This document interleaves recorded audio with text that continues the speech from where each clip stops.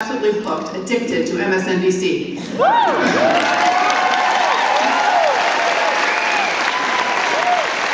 That was before, during, and after the 2008 presidential election. And one of those major reasons we all know is Rachel. I don't know about you, but you know those funny bracelets that people are wearing for a while? I always think like, I should be wearing one that says WWRS. What would Rachel say? You know, her characteristic humor, her wit, her eloquence, and her snarkiness, which I love. But it's also her intellect, her knowledge, you know, of politics, what's going on out there in the world in so many different ways. But that's the kind of things about her that have won her so many legions of fans. And this book, which all of you have in your hands, Drift, The Unmooring of America's Military Power, is now out in paperback. And it's a dazzling book of facts that tells the incredulous story of how American warfare has drifted toward questionable wars with an unfunded and unchecked security state.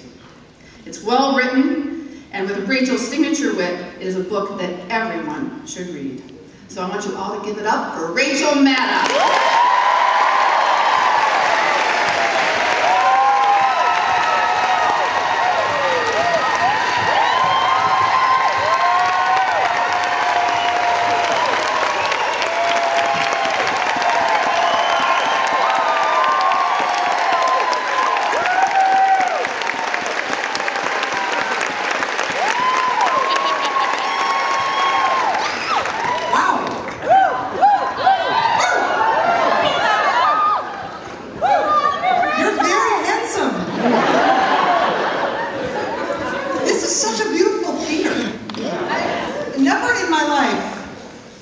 I would ever have somebody prepare the stage for me to speak on by playing a freaking Wurlitzer. That was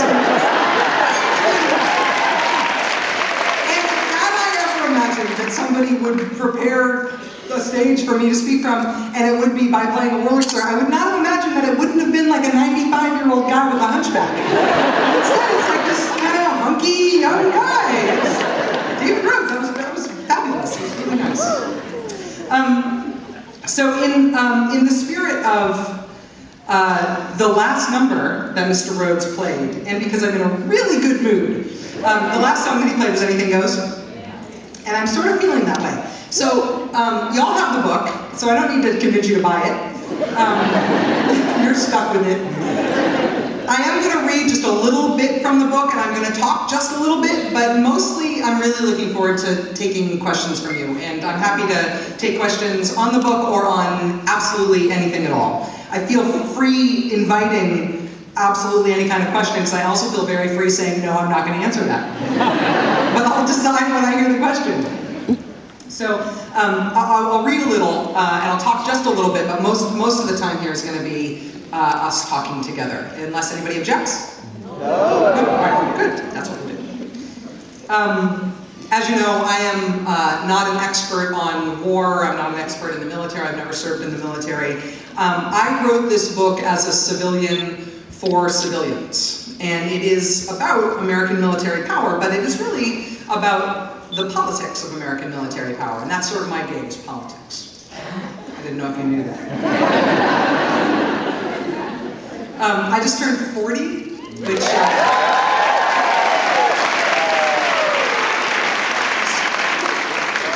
turning 40 is better than the alternative. But around the time that I was starting to freak out about turning 40, just starting to feel like, what does old mean, really? I started thinking about this idea that we all have zodiac signs, right? You have the month and date on which you were born gives you a zodiac sign. I'm an Aries.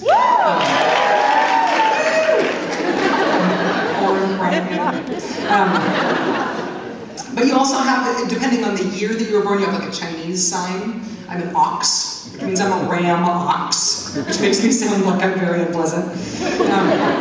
Or at least hard to disagree with. But I realized that as Americans, and particularly as civic-minded or civics dorks in America, we all ought to have also, in addition to a zodiac sign and knowing the Chinese year of our birth, we ought to have a birth president.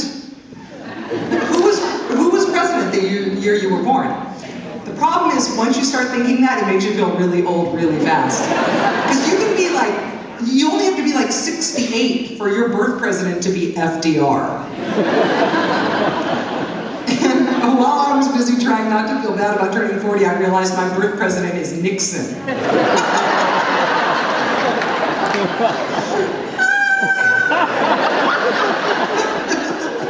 All right, so with that in mind, I realized in feeling old that a lot of people who work with me now, their birth presidents it's people like Poppy Bush, which is amazing. But imagine that your birth president is Poppy Bush. Imagine that you are a high school senior in the year 2007. So at that point, we are 4 years into Iraq and 6 years into Afghanistan. And if you were a high school senior in 2007 and you were feeling a call to patriotic duty, a sense of adventure, thinking about the training opportunities offered by a career in the US Armed Forces, and you decided that you were going to sign up, and you go talk to your military recruiter, it's 2007, we are in 2 wars. Where would you tell your recruiter you would like to end up? Probably not in a missile silo in Minot, North Dakota. In the post-9/11 era, who would want the job of sitting through the nuclear winter on the high plains, running maintenance on the 35 B-52s, guarding the silos that housed 150 giant and largely untested intercontinental ballistic missiles, babysitting the hundreds of smaller nuclear warheads stored in sod-topped bunkers like canned fruit shelved in a tornado shelter? Consider page 13 of a recently declassified report from that year, from 2007, that was about the care and feeding of our nation's nuclear weapons at Barksdale Air Force Base in Shreveport, Louisiana. Among the recommended improvement areas in that report, they noted, number 1, that there was corrosion on numerous H-1388 storage and shipping containers. The forward missile antenna sealant was becoming delaminated. And number 3, numerous air-launched cruise missiles had fungus on the leading edge of wings. So while our nuclear-armed cruise missiles were growing leading-edge wing fungus in the subtropical moisture of Louisiana, other US military flying hardware at the exact same time was having rather the opposite problem.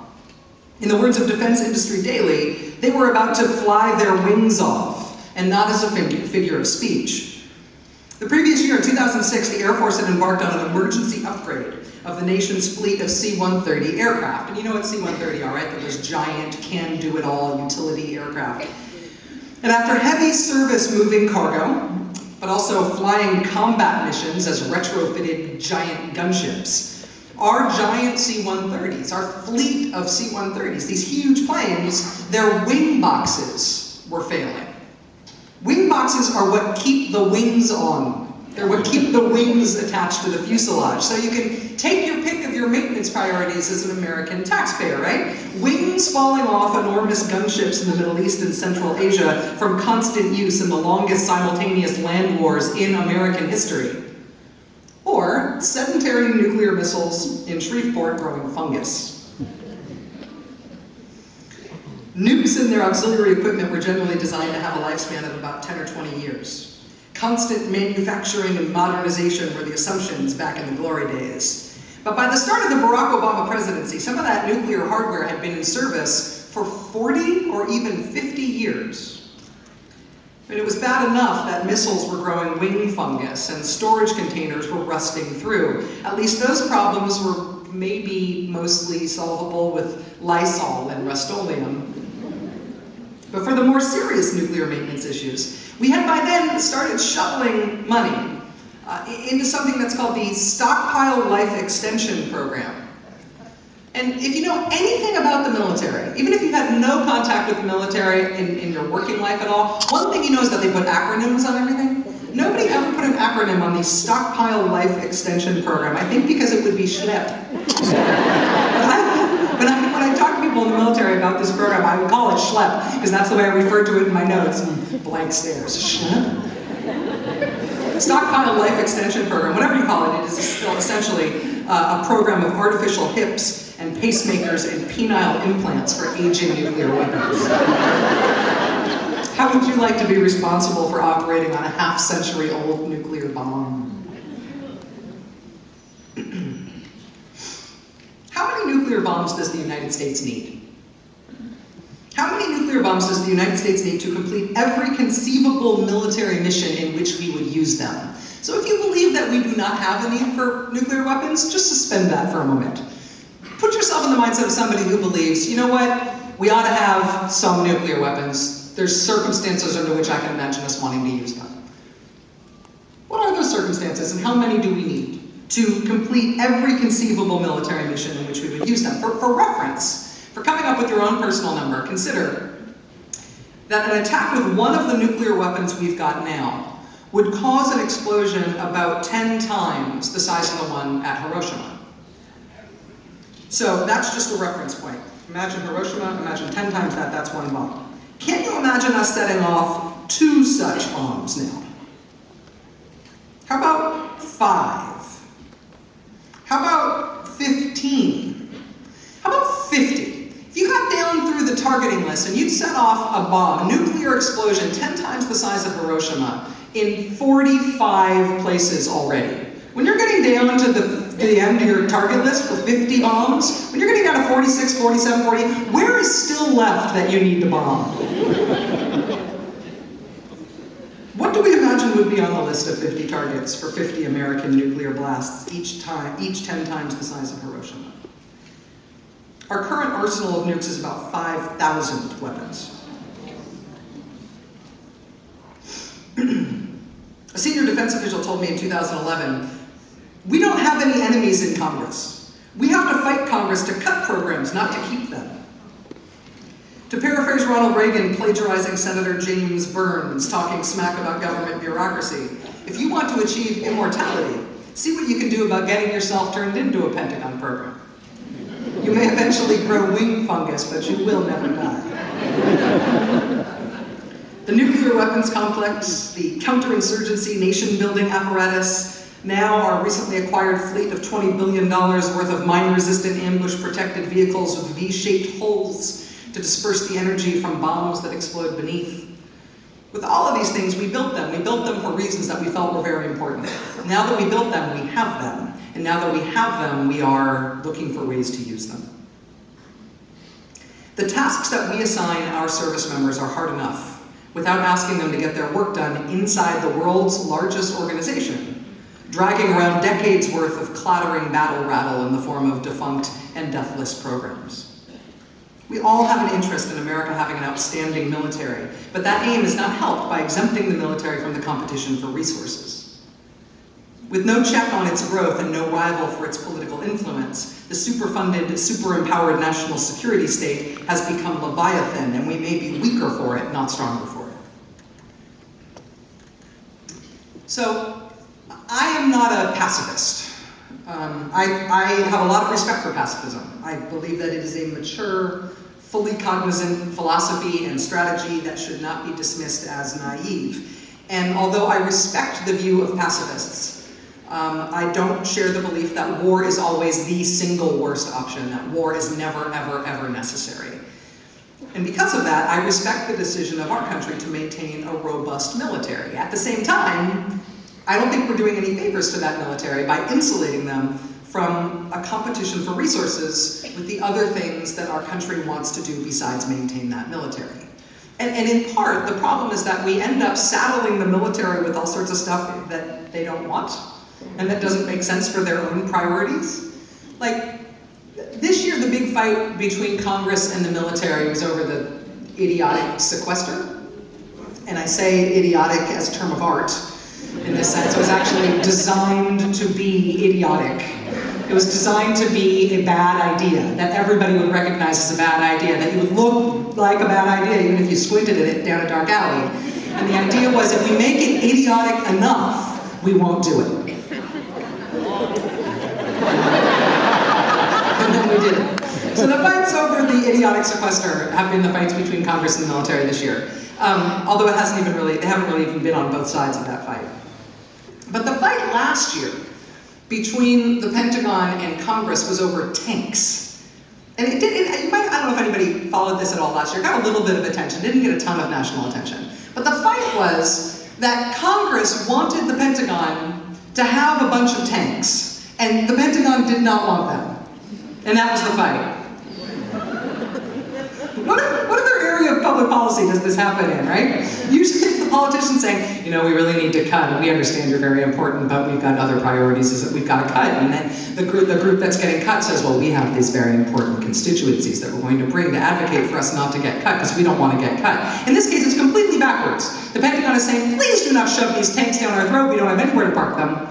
We don't have any need for them. This is not the direction that we're going, and Congress is saying, no, you're taking the tanks. And Congress won.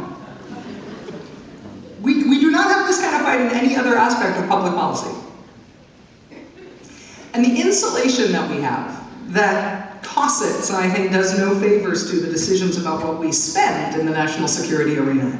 It's related to the kind of insulation that I think also plagues the decisions about where and how and for how long we deploy our military. Basically, the idea of this book is that over the past 30 or 40 years, in a nonpartisan way, in a way that was non-conspiratorial, it was just leaders trying to get around things that they felt were frustrating. Over the past 30 or 40 years, with these incremental decisions that we never really made a meta decision about, we just found ourselves following this drifting path, is that we changed our way of going to war. And we changed our way of going to war so it's not so much of a hassle anymore. And I really do think it's a nonpartisan problem. I think presidents and other leadership on both sides just kept making decisions, one after the other, that were all about making the use of force a little easier, a little less difficult to explain, less controversial.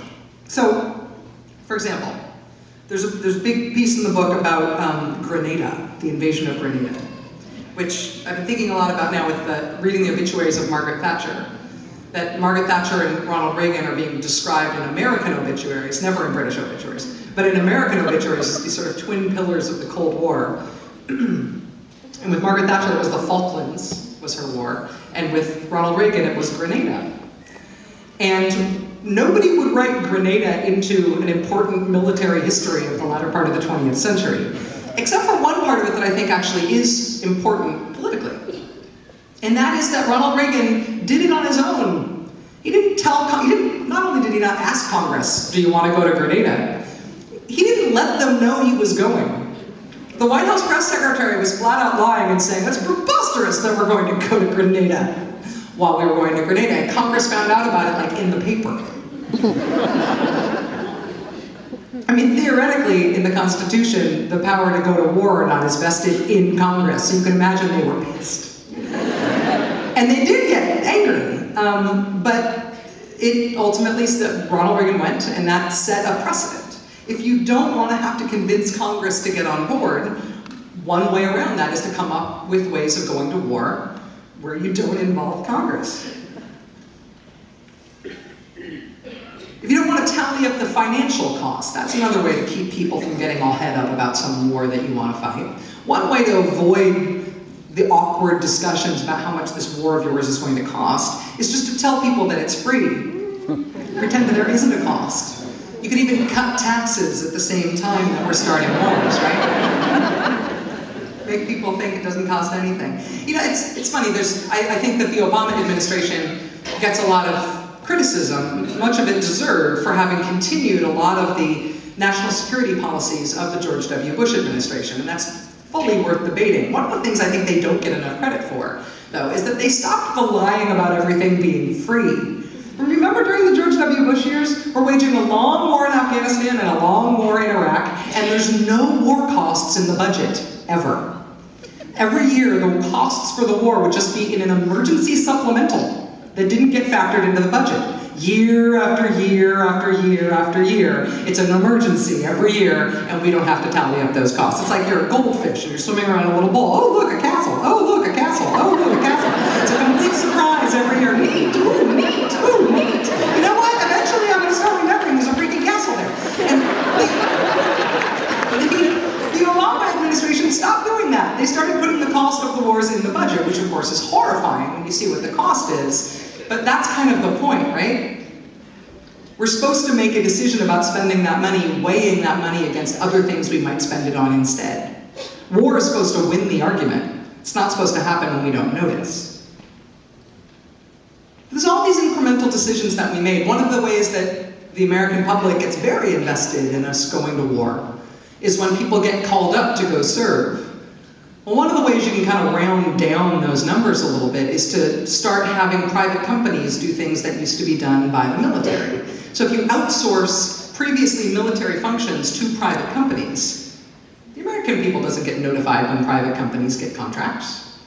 We don't get notified when, we don't even get told the number of people they're sending into a war zone. Private companies who contract to do things that the military used to do for itself don't even have to tell us when their employees are wounded or even killed in the war zone. And so politicians can make a decision for a call-up knowing that the number of people called up can be augmented by private contractors in a way that the American public will feel much less than what we feel like when our soldiers get called up. And that's, I think that's actually a good one for understanding, I think, the non-conspiratorial nature of this, because the guy who really pioneered the whole outsourcing thing for previously military functions was a man named Dick Cheney. And it's very easy, particularly if you're a liberal. I don't know if there's any liberals here, but somebody told me, you're in DuPage County, don't worry about it. There's a liberal in row 13. If you are a liberal, it's very easy to hear that Dick Cheney did something and decide it's an evil conspiracy. I recognize this trend in myself. But he really pioneered this as defense secretary. Well before he was vice president and before he was at Halliburton. But during the first Gulf Wars, when we first started to see the first Gulf War, we started to see the numbers really go up in terms of the ratio of private sector contractors to soldiers in the war zone. And that was an idea that he had about how we should augment our forces in theater and that we should have these companies do stuff that maybe they could do better or cheaper somehow than actually having soldiers do it. And they pioneered it really in Gulf War. There'd always been contractors around, but in terms of the numbers really going up, it's really pioneered during Gulf War I. But then during Bosnia, which of course came after that, when Bill Clinton was president and Al Gore was vice president, they loved it. That whole reinventing government thing that Al Gore did, it was a big love letter to the Defense Department outsourcing all those whole jobs. I don't think either of them was trying to undermine the constitutional and temperamental thresholds to the American public being willing to wage war. I think they were actually trying to wage war in a way that was less annoying to them. But it happened, and it became part of the way we did it, and it did have the effect of undermining some of our constitutional and temperamental impediments to war. One of the great ways to get around the need to persuade the public about a war is to do the war in secret. That's why there's been this interesting debate right now over what's going to happen with the drone wars. So President Obama has put John Brennan in charge of the CIA, and he was really the guy who was the architect of how we've been waging these drone wars in Pakistan and Yemen and Somalia and other places post 9/11. Excuse me. And one of the things that John Brennan keeps saying he wants to do is that, and maybe he will do it now that he's at the head of the CIA, is that he wants the CIA, he wants the drones to be operated by the military rather than operated by the CIA. Now, if you are on the pointy end of a Hellfire missile landing in your village in Waziristan, you do not care whether it is the CIA or the military. And so the overall ethics of the drone war, that form of warfare, are not affected by this decision. It's still the United States of America doing it. But in terms of the politics here, not the ethics, but the politics of it, and whether or not we as the American public are aware that we are at war, it does make a difference. Covert action, the whole idea of covert action with the CIA, by policy, is that it's not just secret the way that some military missions are. It's covert, which means it's deniable, which means that your public official, when asked about a covert action, like the CIA firing a Hellfire missile from a drone somewhere, a public official asked about that, even if under oath, can lie to your face without pain or threat of being done for perjury. It's deniable, legally deniable. That's the whole point of covert action.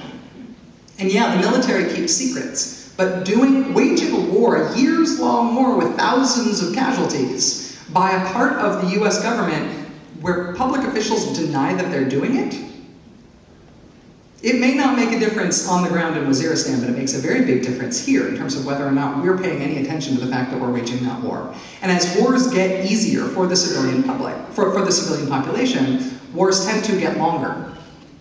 And we tend toward being a country that's way more at war than we are at peace. So we've come up with all of these ways to wage war in ways that got around the constraints, but the constraints were put there on purpose to make war a discomforting state for Americans, to make it something that we didn't want to endure for very long. The Founding Fathers did not set us up to be a pacifist country, but I do think they set us up to be a deliberately peaceable country, to be a country that would be more at peace than we were at war. And obviously they weren't pacifists, or we'd still be British. But there's also a reason, like what's the thing that sticks out like a sore thumb in the Bill of Rights? It's the quartering soldiers, right? We are protected from having to quarter soldiers. It's freaking awesome. Also kind of weird that it's in the top 10. But there's a part of the reason is because of the colonists' deep, deep, deep resentment of how much they had to financially and materially sacrifice in order to supply the British Empire and its wars that the population here didn't care about. And so they took all of these steps in setting up our constitutional structure as a country so that the people would have to be on board with any war.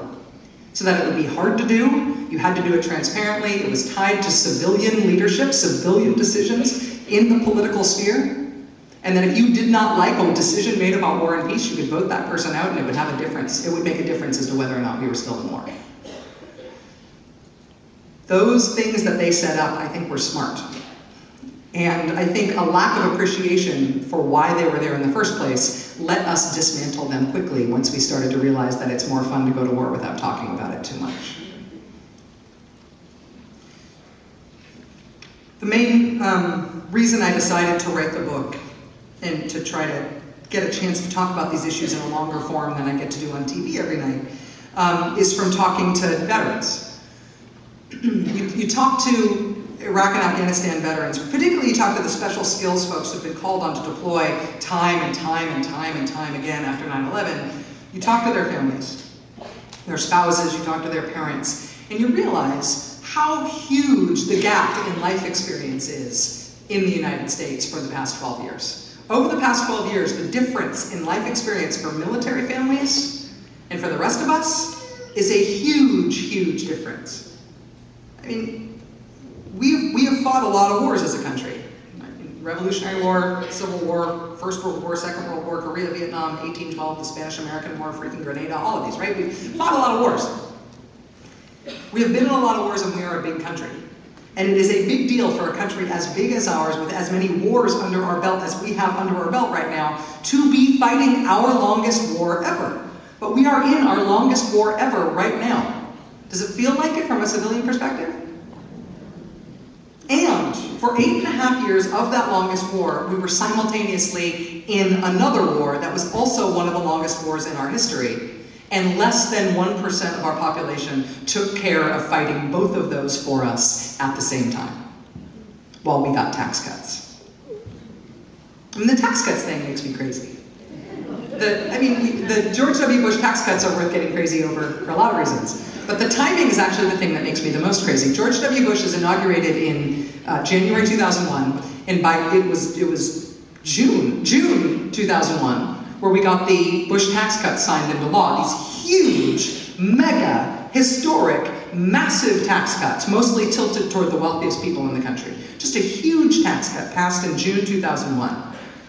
And then, 8 weeks later, 9/11 happens, and we invade Afghanistan, and we declare a worldwide war on terror, and no discussion about maybe putting a hold on the tax cuts. And then less than 2 years after we invade Afghanistan, we start another simultaneous war. We invade Iraq.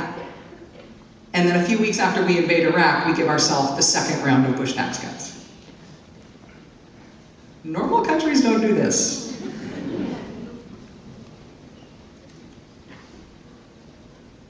It is difficult for me to talk about the emotional connection and the experiential rift between civilians and the military without sounding cynical about it. And I don't mean to sound cynical about it, but I really don't. I don't feel cynical about it. It just sounds that way when I talk about it sometimes. But our relationship with the Americans who have done the fighting there, I mean, you talk to veterans now, and they've had such a different experience than civilians, in part because we haven't much been paying attention to the wars they have been fighting. Actually, one other real quick thing from the book. Paul Rieckhoff, who's the founder of Iraq and Afghanistan Veterans of America, told me in 2011, I was talking to him, let's read it in context here, as the country learned to be untroubled by the fact that we had troops at war, troops coming home from those wars learned to look out for themselves. Paul told me in 2011, it's like AIDS was 30 years ago. It's a huge crisis for us, but no one else in the country thinks they are us. Nobody even thinks they are like us. We, as civilians, are alienated from the people who have been fighting in our name. Our lives have been very different for more than a decade now. And if you think about it, our sacrifice and their sacrifice have almost been mirror images, or like on a seesaw, because as time has gone on and the wars have gotten older and people have piled up more and more and more deployments, we have paid less and less and less attention to the wars over time. So as we find our attention diminishing, their sacrifice is growing and accumulating. And that balance is getting worse. But, we really do feel it. And, you know, in the Super Bowl this year, there was a 2-minute ad that was voiced by Oprah. You have been cried over, you have been prayed for, you have been missed. Talking about soldiers coming home. At the Rose Bowl this year, they staged a homecoming of a soldier from Afghanistan on a moving float in the parade, which I thought was kind of a lot to ask of him. If only because the float was really jiggly. My dad is an Air Force veteran, and so therefore I'm able to get really good insurance. I have USAA insurance. And the USAA insurance ads now, they are faking soldier homecomings for their ads. You know, so they've got like a soldier, an actor playing a soldier coming home to child actors playing his children, and we're supposed to cry when we see the homecoming. You can go online to the Welcome Home blog, which bills itself as the #1 site for videos of surprise military homecomings. You can tap this stuff in a reliable enough way that people are actually using it for advertising purposes now. And even though that sounds cynical for me to list those things like that, I do not actually feel cynical about that. Because the fact that we have a reliable emotional feeling about seeing that, that's important. We have a marketable, guaranteed, even monetizable emotional payoff as civilians that we will dependably demonstrate when we see how much soldiers and their families have given up when we have given up nothing. I mean, there's a reason that you cry when you see those soldier homecoming videos. There's a reason, you know, when you see the USO in the airport, you get misty. That emotional truth is real, and you should grab onto it and not be embarrassed about it. I mean, we cry when we see soldiers rush into the arms of their kids and their wives and their husbands and their dogs, right? Have you seen the one with the Great Dane, right, where the guy's like this? Great Dane, he's got his shoulders on and they fall down like, I've seen it 40 times, and I weep every time. But there is a reason when we see that, because the distance that we can see them returning from is a distance that means something to us as Americans. It bothers us. We buy beers for soldiers when we see them in uniform. We applaud them on planes when the captain points them out. Jeep decides to sell cars during the Super Bowl in partnership with the USO, and Oprah agrees to narrate it because this is potent stuff for us. And it should be. Fighting and dying in the name of the United States of America, enduring the sacrifice that comes with going to war, it is a potent thing to us, and it should be. And the distance that we feel is legitimate patriotic discomfort. And let the old hippie feminist in me tell you that the personal is political in this case. There's a reason that we have emotional feelings about wanting to welcome home and do right by our veterans. And it's because we know that it's not right that they have been fighting this war while the country didn't even pay attention.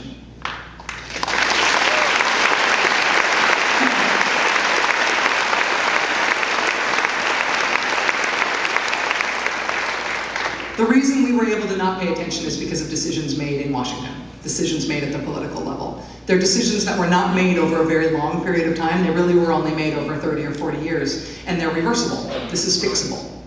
And I think that, you know, the success of this book, to me, was gratifying, not just in an egotistical sense. It was gratifying, it has been gratifying because the common wisdom is, oh, the American people don't care about national security. Well, we've been ignoring these wars because we don't have an appetite to hear about it. This stuff doesn't matter to us. There's a reason that politicians don't compete about these things anymore. It's because the American people have no appetite for it. I don't think that's true. I think we have a huge appetite for it. I think the emotional feeling that we have of wanting to do right by the soldiers who have been fighting in our name, wanting to welcome them home, wanting to make sure that they are treated properly, that is a sign of how much we care about this stuff. And people's willingness to talk about it and buy books about it is another sign of that. And I think that our politicians have been underestimating our willingness as civilians to do this right. And they've been expecting not much from us, and they could actually expect a lot more, and we should start expecting more from them.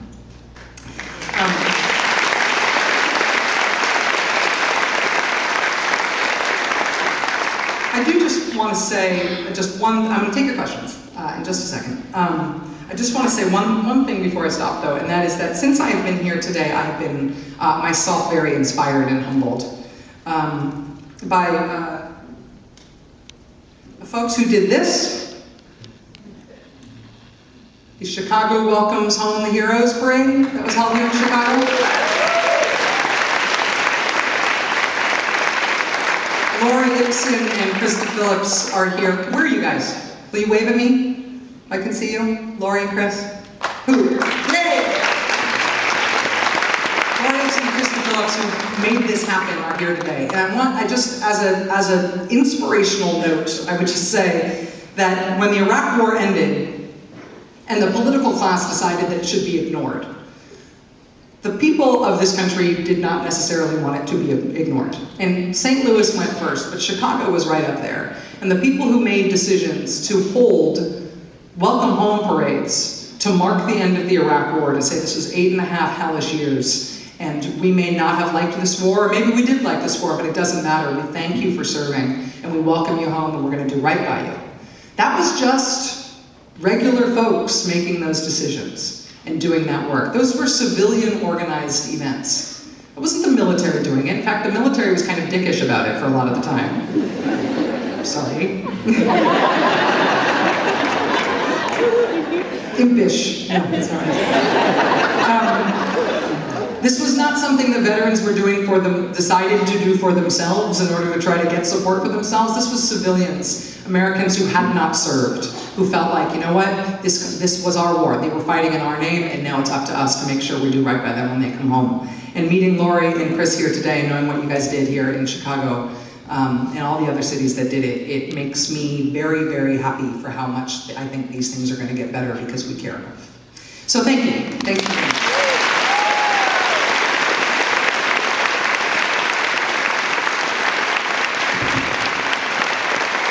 And I think the way this works now is that somebody turns up the house lights a little bit so I can see. I told you you were handsome. And then I think we're going to have mics in the aisles. So this is, as we said, anything goes. And I reserve the right to ramble, if that's okay. Hi. Hi, Rachel. What's your name? Oh, I'm Peg, and I'm from Madison, Wisconsin. Nice to meet you.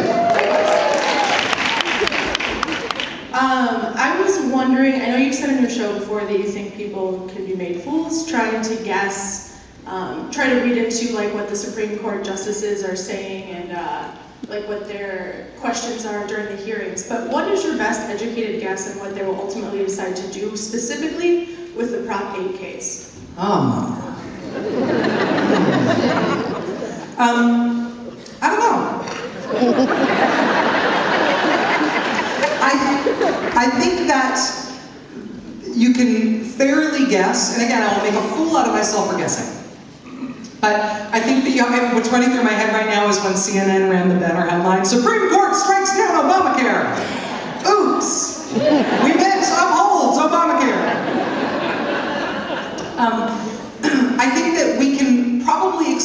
from likelihood, the idea that they will come up with construe some sort of ruling that will have national implications in terms of what states must do. I don't think that states will be forced by the Supreme Court's ruling to recognize marriage equality, nor will they be forced to not, in terms of a 50-state solution.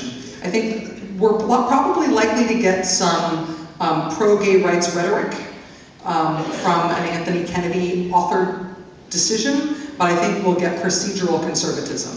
And then it really is going to be a fight, because you'll have some states that will afford marriage equality, and there will be, if the DOMA case goes the way it's going to, there'll be recognition at the federal level of those marriages, but then in anti-gay states, there will be fights about explicitly not wanting to recognize those marriages. And you'll end up with, as Evan Wolfson says, you'll end up with civil rights that fade in and out like cell phone service as you drive across the country.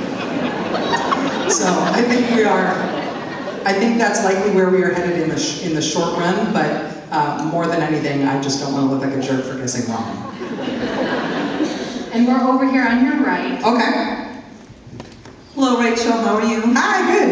I'm Gail Craneville, and I love your work, and I just wanted to thank you specifically for the camel story, which I wish I wasn't drinking coffee when I know. Should we recap the camel story for anybody who missed it? Yes, If you are a vegetarian, just hum to yourself for a moment. So the Islamists in Mali, France goes to defend Mali. The Malian government wants to thank France. They thank the new socialist president of France, Francois Hollande, by giving him an adorable baby camel. And he says, thank you so much. I'm totally looking forward to having this camel to ride around Paris. It'll be hilarious. Ha ha ha. But I can't take him home on my plane right now. Can I leave them with this family in Timbuktu to hold on to my camel while I go home, and then I'll make arrangements to get him a spot in a zoo, and we'll ship him over later? And they're like, yeah, we'll make an arrangement with this family in Timbuktu. Okay, can you guys hold the French president's camel and keep him safe? Will you feed him? And they said, yes, you want us to feed that camel? Sure, we'll feed that camel. Lost in translation, feed equals eat. And they ate the camel. They thought it was a gift to them from the French president. So they made tagine de chameau, which is apparently delicious. And now the Malian government is very sorry, and they're getting him a new camel, which they say will be bigger and better looking. So I'm sorry, that's the footnote. Now your question, sorry. My question, there are two short questions. One of them is, as a person of faith, I absolutely love you, and I read religiously the blog This Week in God, and I read it it's funny and I enjoy it, but I'm also incredibly embarrassed about what is happening in terms of people in faith. So I wanted to know what you thought about, or why you have that blog, and it's a great blog. And the second one is speaking about God's work, which is what you've done this week, discussing the gun violence and the work of the Sandy Hook families. I just want to say incredibly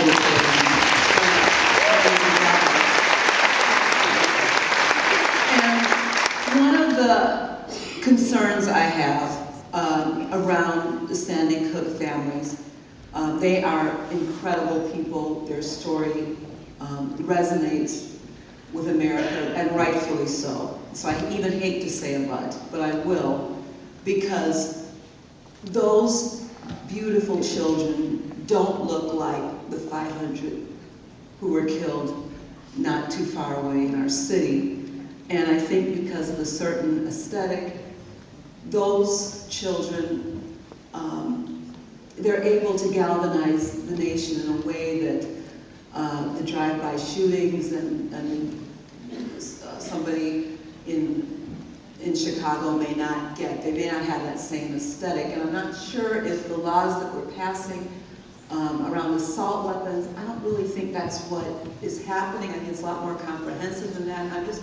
I guess my concern is that in the beautiful reporting that people like you do, I'm not quite sure that it's going to make an impact on the terrible violence, the carnage. Ma'am, we need you to ask the question, please. Okay, so that's the question. I know, yeah, okay. That's okay.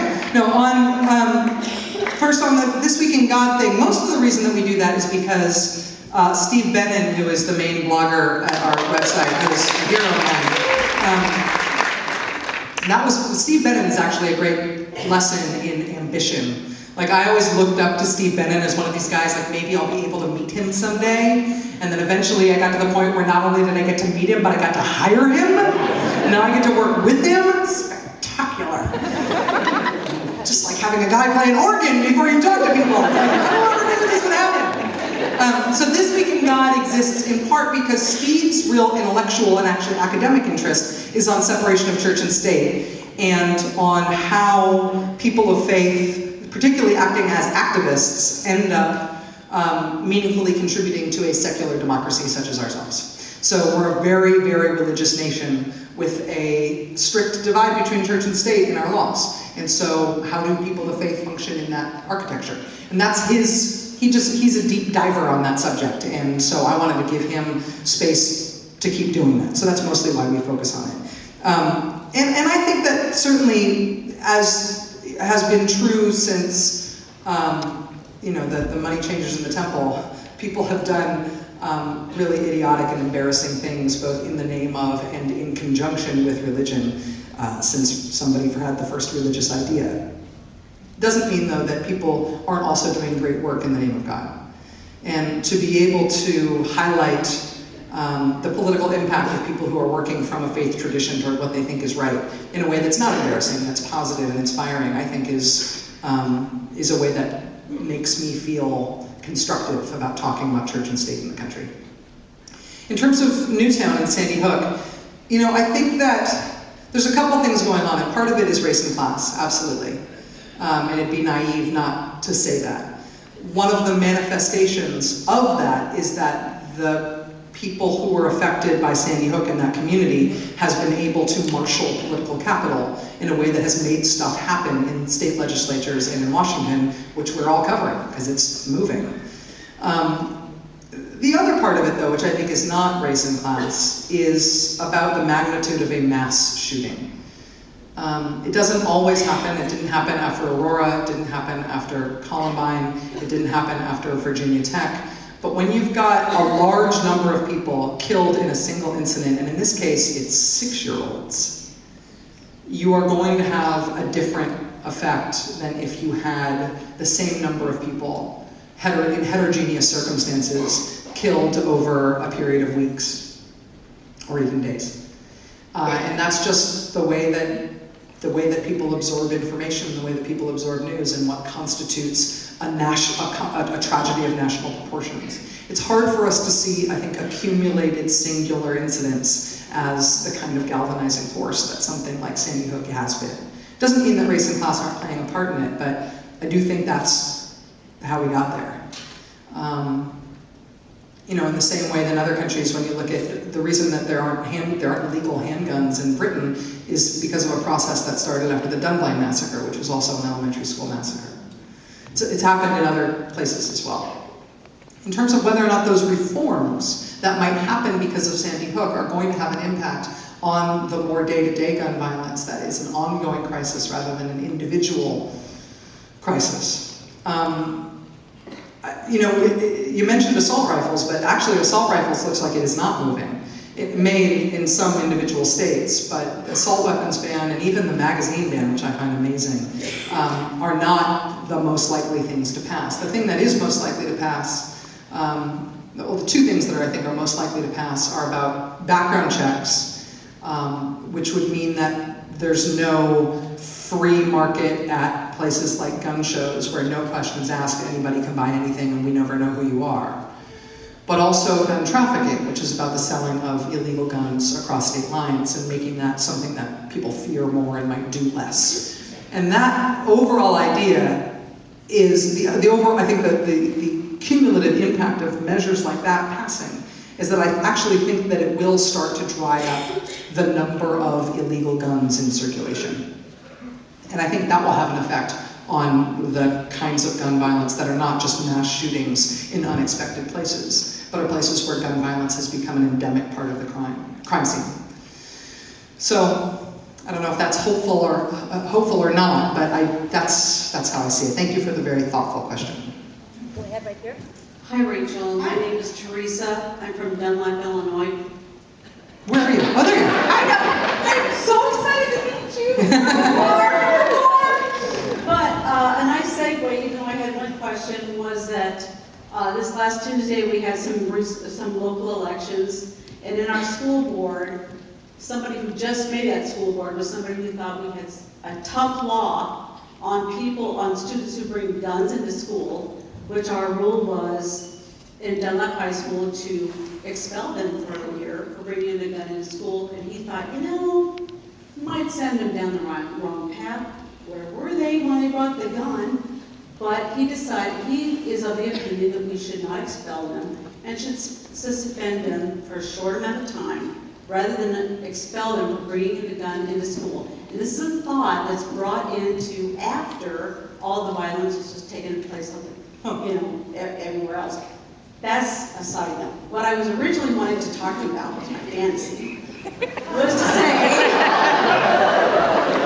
that, totally different subject, roughly 2 years ago, military veteran and active duty families were sent a letter from Walgreens that said, sorry, you can't bring your prescriptions into us. Don't know what you have our prescriptions for, but we're not going to honor the military with prescriptions. So don't bring your prescriptions to Walgreens. And it's never been brought about or focused on in any kind of national setting that Walgreens has taken its opinion to not fulfill the prescriptions of any active duty or veteran military. And I'm thinking, okay, that's your right, a right given to you by people that fight for you on the front line. And ma'am, we need your question. Okay, my question is, do you support that? No, I don't support it, but I don't understand it either, which is the caveat. I understand what you are saying, but I don't understand what the policy would be. There's been a bunch of changes in TRICARE, which is one of the healthcare systems by which people who are coming home that's the system that they're using in terms of getting their private sector medical care. And those changes sometimes result in formulary changes where people have to get their medicines through 1-800 numbers or whatever. Maybe it's something like that. If Walgreens is just being a jerk about it, I can't imagine they would have been able to get away with it for this long, because veterans and military families, I think, do have really potent political capital. But I will read around about it and see if I can figure it out. Thank you. And we're back over here on your right. Thank you for coming, Rachel. Of course. My name is Wally Enoch, and I live in McHenry, Illinois. Somebody else heard of McHenry? If I promise to comply with the rules of an Ezra Klein challenge, may I ask for your opinion on a suggestion to improve the performance of Congress? Yes? Thank you. Congress is controlled by money and special interests. The reason that they can be controlled is because every member has to stand for re-election. In order to change how Congress is re-elected, it requires a constitutional amendment. Of the 3 means to amend the Constitution, 2 have never been tried, so we depend on Congress itself to vote for a change. Congress will never vote itself out of office, so they will not pass term limits. Therefore, I propose a constitutional amendment that will provide for one final national election, making every seat in Congress permanent. Finally, I will attempt to defend that outrageous suggestion by